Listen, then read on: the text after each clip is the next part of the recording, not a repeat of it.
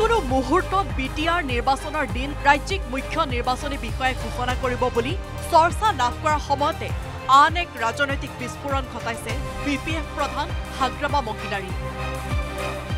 হাগ্ৰামাৰ দাবী নিৰ্বাচন পিছুৱাটো বিচাৰিছে UPPL-এ।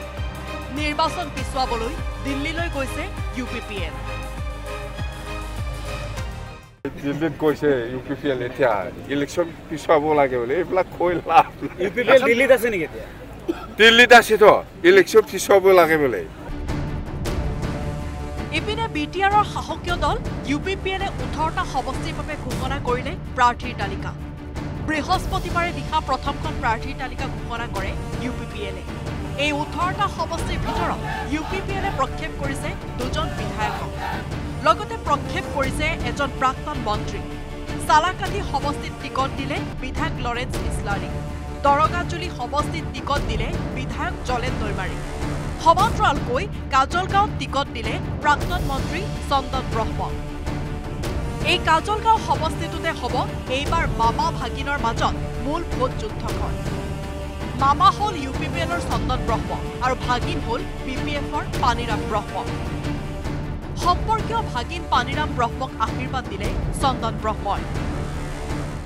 পানীৰাম ব্ৰহ্ম একেলগে ইটো অকল কথাটো সতীৰ্থ নহয়, তেখেত মোৰ সম্পৰ্কৰ ভাগিনাও হয়।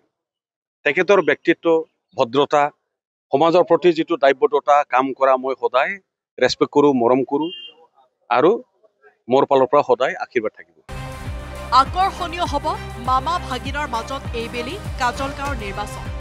চন্দন ব্ৰহ্মৰ মতে কাজলগাঁৱত এইবাৰ যুঁজ নহয়, যুঁজ সমান সমান প্ৰাৰ্থীৰ মাজতহে হয়। যুঁজ কেতিয়া হয়? সমান সমান বলে, নেক টু নেক, তেতিয়াহে যুঁজ হয়। UPPL দলৰ ৰাইজৰ যিখিনি সমৰ্থন সঁহাৰি, দলীয় তৃণমূলী পৰ্যায়ৰ যিখিনি ডেডিকেশ্যন, কাম কৰা তেখেতসকলৰ যিটো পৰিশ্ৰম, ইয়াত আৰু কোনোবা ৰাজনৈতিক দলৰ কিবা যুঁজ হয় নেকি? সমান সমান হলে যুঁজ হয়।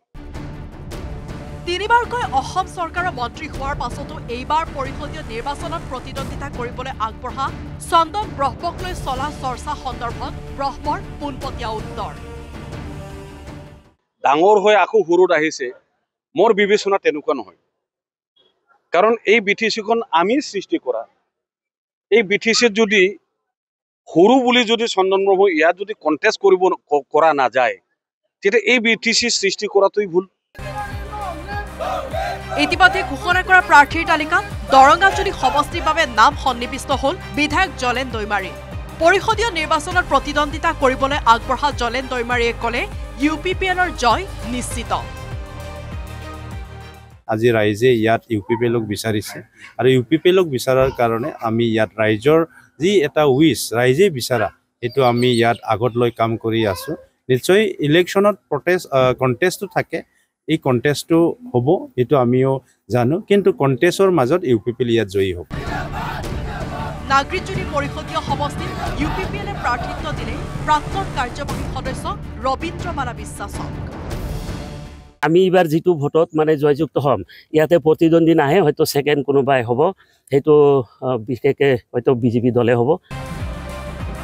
ইপিনে চৰাইবিলত ৰাজু কুমাৰ নাৰ্জাৰীক প্ৰাৰ্থিত্ব প্ৰদান কৰাৰ পাছত নাৰ্জাৰীক শুকুৰবাৰে দলীয় কৰ্মী আৰু সমৰ্থকে আদৰণি জনায়। গোটেই বিটিআৰত এটা বঁটা বুলিছে, এটা ঢৌ উঠিছে, এটা জোৱাৰ উঠিছে যে প্ৰমোদ বড়োৰ নেতৃত্বত আকৌ এবাৰ চৰকাৰ হ'ব লাগে বুলি এটা জোৱাৰ উঠিছে। গতিকে এই জোৱাৰৰ লগত চব উঠি যাব লাগিব। ইয়াতে UPPL-ৰ দলৰ লগত কোনো প্ৰতিদ্বন্দ্বিতাই নাথাকিব।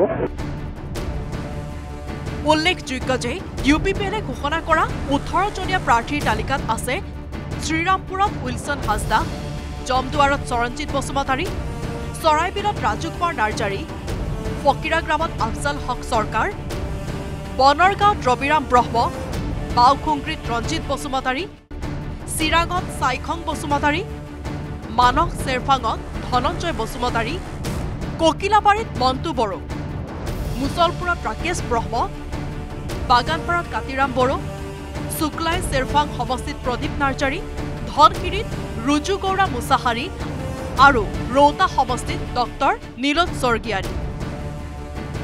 মিছামাৰীৰ পৰা হৰেণ ভূমিজ, তামুলপুৰৰ পৰা নয়নজ্যোতি দাস আৰু বঙাইগাঁৱৰ পৰা উপানন্দ শৰ্মা, তামাৰহাটৰ পৰা শহীদুল হকৰ সৈতে bureau' report, news 18 Assam north east.